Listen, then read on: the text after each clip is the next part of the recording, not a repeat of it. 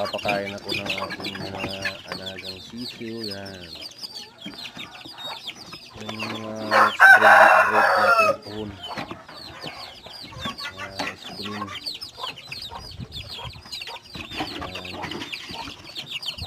Halos ano to, maliliit na sila eh. Ano to, mixture. Para ito magagamit.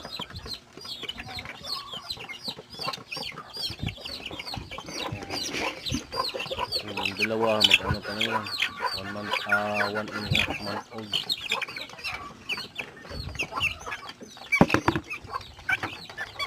Tapos meron pa mga kasunod. Halos dalawa lang sila na ano, lalaki. Yan, may nibreed ako ng ano, sa ano, ilahas or sa halas. Ilahas yung tatay nila. Yung kung anong magiging resulta, pero lulusog ng mga sisiw nila. Diba? Malay mo, malay natin. Yun yung magiging ano, magiging takbuhin pala.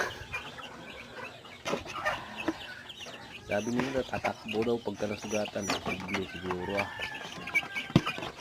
May naipit pa kami ng isang sisiw, hindi ko napansin. Ayan yung mga ihawin natin, yung mga kakatayin natin. Bibili ng video ko kasi ako lang mag-isa eh. Yan yung mga living materialis ko sa mga 3 months pa siguro magagamit nyo. Ayan. Tapos yung i-breed ko dyan, ito yung isa. Ayan. 4 times winner yung tatay niyan. Maganda yung mga ano nila, linyada. Yan magkano, 6 months old pa lang yan. Sana magiging maganda yung mga resulta nila pagdating ng araw. Para meron tayo mga materialis na kuhanan. Yung nasa baba yan, pang ihaw-ihaw, pang sabaw-sabaw yung mga yan. Yung lalaki na oh. Yan. Sila.